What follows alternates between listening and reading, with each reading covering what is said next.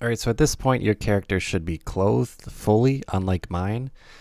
I'm going to clothe my character later. I just wanted to get this video out so that I could take my time with my character sculpting. You know, I really enjoy doing that, so I just want to pump this video out and teach you so I don't have to wait till I'm done all my little intricacies that I'm interested in doing. Anyways, the topic for this video is texture paint. Now, we only know one way to color our models. For example, if I put on the viewport shading, and we've always said, okay, if I want to add some materials to, or add some color to my mesh, I need to create some material slots and create some materials and just go from there. Which, as you could imagine, could be quite a painful process if you look at all of these faces and you wanted more than one color for whatever particular mesh. So I'm going to show you a new way to add color to your meshes, one that works a lot more seamlessly with having different colors and really being able to add detail to your meshes, which is always a cool thing to do, especially when it comes to character creation. So before we get started, we just duplicated some mesh, and we've been, you should have a few different meshes here, but you might notice, for example, if I click on my character and I go to add a material, and this is the default one, if I delete this material, you may notice that the pants material is also deleted. And if I add a material slot to my character, you may notice the pants gets a material slot. And if I create a material, and I recommend creating for the base color, well, it doesn't really matter because I'm going to show you something different. Some type of skin tone that you're interested in your character being. You may notice that your pants are also that color. Mine are not, but yours might be. Essentially, what you do to your character might happen to your pants and all of your other meshes. If that is the case, simply just select your meshes, go to Object, Relations, Make Logo, Make Single User, and Object and Data. And that will allow you to separate your meshes, because with the duplication, sometimes the meshes have some linked properties. And so what you do to one mesh happens to the other. I do not want my pants to be the same color as my skin tone. So I'm just pointing that out. Hopefully you don't have to go through that. Now, finally, the topic is texture painting. Because, for example, if I wanted to change my character's hair color, this is a painful process. I would not want to select all of these faces, and even if I did take the time to do that, I'm going to get some really rough edges. So there has to be a better way, and of course there's always a better way. So how can we do this? Well, let's make sure our scales are applied, which they should be, but I can't help but drill that into you. And then I'm going to do one more thing. In object mode, I'm going to go into edit mode. I'm going to make sure face select is selected, the third option. I'm going to press A to select all of my characters' faces. And then I'm going to press U. And this will allow me to basically unwrap. It's called UV mapping, which means it takes all of those faces and puts it basically on a blank, flat piece of paper, such that we can look at all of those individual faces separately, as if we just kind of smushed our character into a 2D kind of projection, if you will.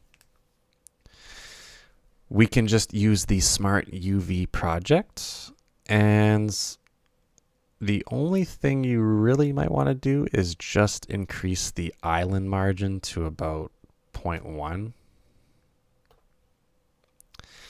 And what did we just do? Well, there is a UV editing tab up here, and if you click it, you should see that all of those faces are basically separated.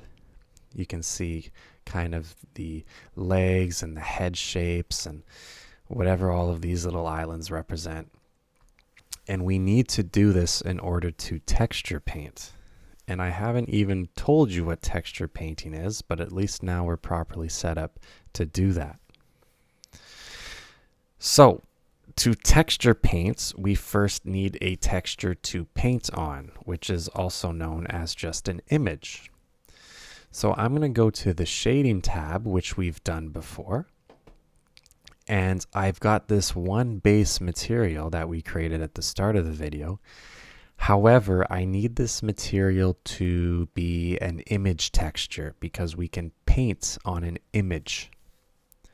Well, we've done this before, so I'm just going to right click and I'm going to add a image texture. And I'll just place it right here.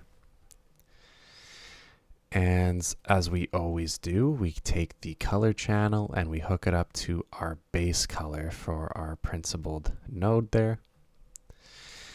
And it's changed color, but there's no image. I don't have an image here. Now, normally we would just go on the internet and get a texture that we are interested in, but I want to make the texture myself. So what I'm going to do is I'm basically going to create an image by clicking the new button. And I could change the resolution. I don't think it's going to matter too much, but I will change the name. I'll call it character texture. I don't know, whatever. And much like at the start of the video, I picked a base color. I can pick a color here. So if I click on this black bar, switch back to my RGB, and I could pick a color that I'm interested in my character being. Press OK. And we're kind of back to square one. Doesn't look like we've changed much. Just a quick tip, if you picked a color and you don't like that color, just press this button. Nope. Press this one right here, and we can go back to the color channel. Because sometimes it's hard to pick the right color when you don't get the preview until you press OK. All right, so it looks like I've done a whole lot of something for a whole lot of nothing. But after all of those steps have been completed, I can finally texture paint. So texture painting has its own tab up here. You may have seen it before. And if I click on it, I get this kind of split screen window where I can see my character and I can see this UV map I created. I'm going to turn on the viewport shading, just like I did before. And the UV map I'm not really too interested in. So I can actually kind of put my mouse there and I can just kind of push it off to the side. I don't really need that window. So as the name implies, now that I have an image on this material, I can actually paint on it, which means I don't have to select individual faces and create new materials and new material slots. I can just paint onto this image I created. So this works very well for characters. For example, if I was interested in painting my character's head. As you can see, I'm just clicking and I'm painting. Now, I'm set up properly, but you may start painting and you may see paint show up like, I don't know, on his face, even though you're all the way back here. That might be because you have your symmetries on, but hopefully that's not the case. I just have the Y symmetry on so that I could paint the right side of this face and the left side of the face is painted as well. So, once again, I won't spend too much time showing you all this detail because you just kind of need to know, once you're aware of texture paint, Your imagination is kind of your limit. So maybe my character's got some brown hair, and you can see this works for the most part a lot easier than individually selecting those faces as we would have had to do before we knew about this technique. And it's really nice because you don't get those jagged kind of cutoffs between different colors like you would the old-fashioned way, right? You can kind of get a nice fade away, especially at the front of the face.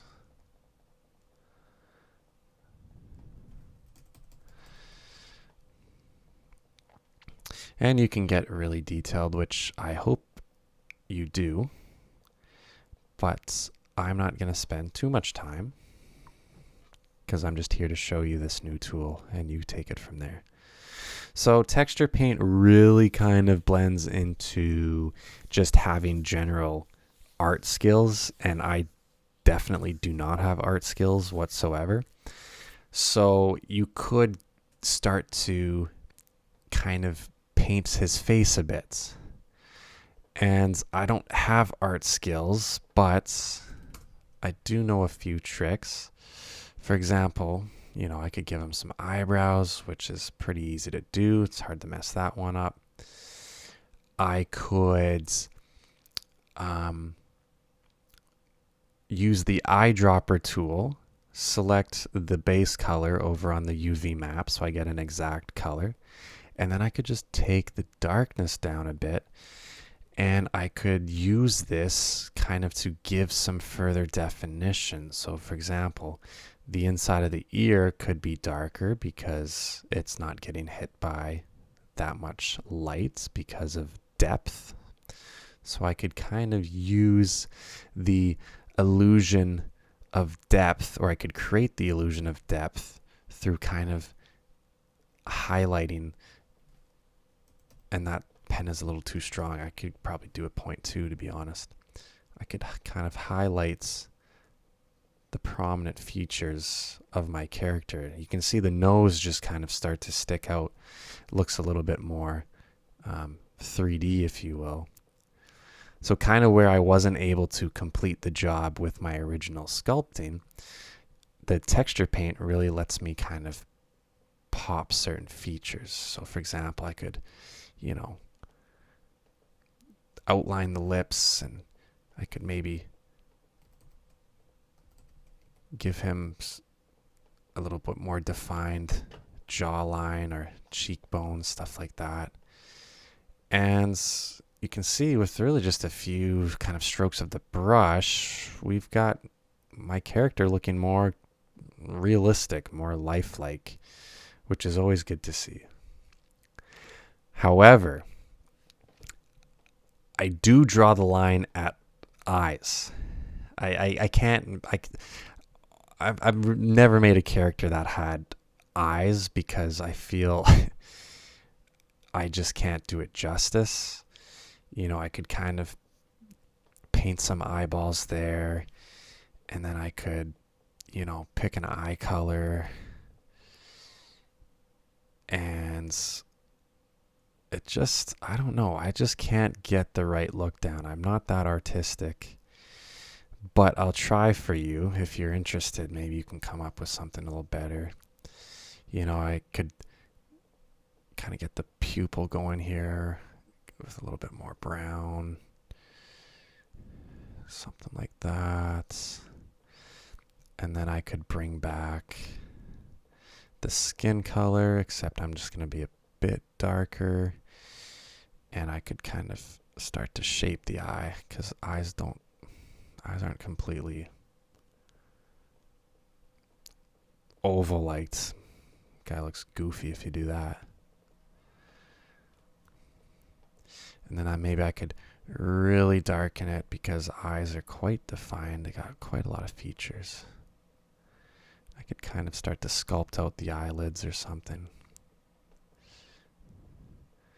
So, you know, It's not terrible. I mean, it is pretty terrible. I'm not going to lie. So if, I don't know, don't do things just to do things. I don't really like the look of the eyes, but maybe you guys know some more tricks than I do. So the moral of the story is, now that you know how to texture paints, you can kind of kick your clothing up to the next level. So you could start to draw in certain features of the clothing, such as, pockets or zippers or buttons or different designs, different colors on your clothing. If you just want some simple white pants, like I have right now, that's fine, but I do want you to use texture paints on some of, if not all of your clothing, pieces of articles of clothing, I should say.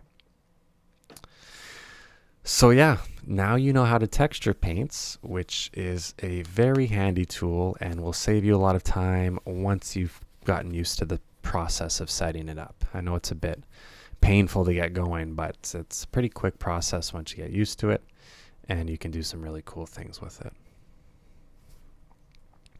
Cool.